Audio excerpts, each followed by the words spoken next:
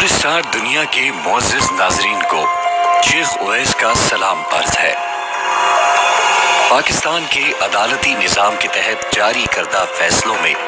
जुमे के दिन को ना जाने क्यों इतनी अहमियत हासिल रही है। चूंकि अक्सर तारीखी फैसले ख्वाह वो किसी और दिन ही क्यों ना लिखे गए हों, उन्हें जुम्मे के मुक़द्दस दिन ही सुनाया गया है। और अभी इस हवाले से गुज़िश्ता जुम्मे को भी कोई कम हंगामा खेज नहीं था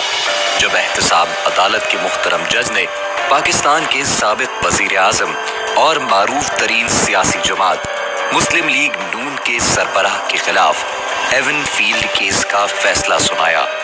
इस केस का फैसला अगरचे 3 जुलाई को कर दिया गया था, लेकिन किसी हिकमत की बिना पर इसके इजरा की तारीख 6 जुलाई बरोज जुमा ही रखी गई। उस दिन पूरा पाकिस्तान सुबह 9 बजे ही टीवी स्क्रीन के सामने इस तारीखी फैसले को सुनने के लिए हमतन गोश था, लेकिन खबर आई कि फैसला 11:30 बजे सुनाया जाएगा। इसकी तफसीलात और इसके दिलचस्प पहलुओं को हम आज की इस ज़ेरे नज़र वीडियो का मौजू बनाएंगे। हमारे साथ रहिएगा। नाज़रीन गिरामी, एवन फील्ड रेफरेंस का ये फैसला, जो कि पनामा केस की ही एक कड़ी थी, जिसको 6 जुलाई बरोज जुमा 4 दफा वक्त बदलने के बाद आखिरकार दोपहर 4 बजे सुनाया गया, जिसमें मियां नवाज शरीफ को 10 साल कैद बमुशक्कत के साथ 10 साल के लिए किसी भी सियासी ओहदे के लिए नाअहल करार दे दिया गया, जबकि उनकी साहबजादी मोहतरमा मरियम नवाज भी, जो कि अभी सियासत में अमली तौर पर दाखिल होने के लिए पर तोल रही थी, को 7 साल कैद और उनके शौहर कैप्टन रिटायर्ड सफदर को 1 साल कैद की सजा का हुक्म सुनाया गया।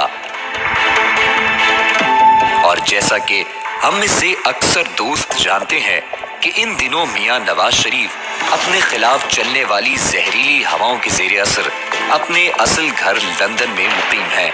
और उन्होंने अपने खिलाफ आने वाले इस फैसले को भी इन्हीं मरदूद फ्लैट्स में बैठकर ही सुना, जबकि उनके दामाद कैप्टन साहब मुस्तकबिल के सुहाने ख्वाबों के साथ मानसहरा में अपनी इंतखाबी मुहिम चलाने में मसरूफ थे कि इस फैसले ने उनके अरमानों पर ओस डाल दी। नाज़रीन मोहतरम, 5 मई 2016 वो इनकलाब आफरी दिन था जब पनामा पेपर्स की लीकेज ने दुनिया भर में एक जलजला बर्पा कर दिया, जिसने पूरी दुनिया के बड़े बड़े कदावर लोगों की दियानत का भरम खोल कर रख दिया, जिनमें से कुछ साहिबाने ज़र्फ ने अपने ओहदों से इस्तीफा देते हुए खुद को तहकीकात का सामना करने के लिए तैयार किया, लेकिन बाज़ खुशफहम अपने मुल्क के गैर सेहतमंद निज़ाम की बदौलत ढिठाई पर उतर आए और सारी रिपोर्ट को लग़्व करार देते हुए इसको मुस्तरद कर दिया, जिसमें पाकिस्तान को एशियाई टाइगर बनाने के दावेदार हमारे साबिक वज़ीर आज़म नवाज शरीफ भी शामिल थे।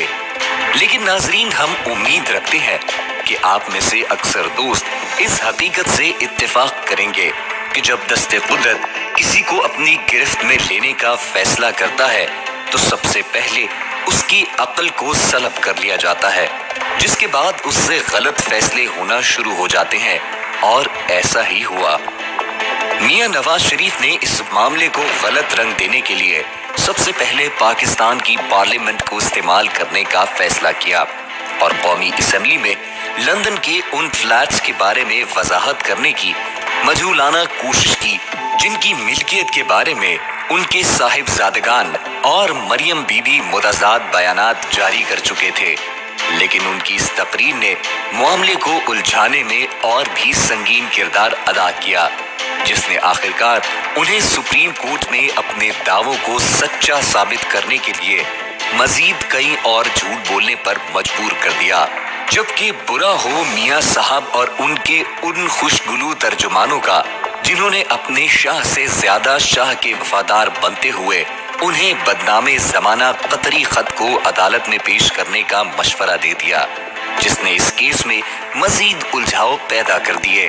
اور رہی صحیح کسر اس کیلیبری فونٹ نے نکال دی جس کو جلد بازی میں اس کی پیدائش کے پہلے زمانے سے منسوب کرنے کی حماقت کی گئی۔ گویا ایک نقطے نے ہمیں محرم سے مجرم کر دیا،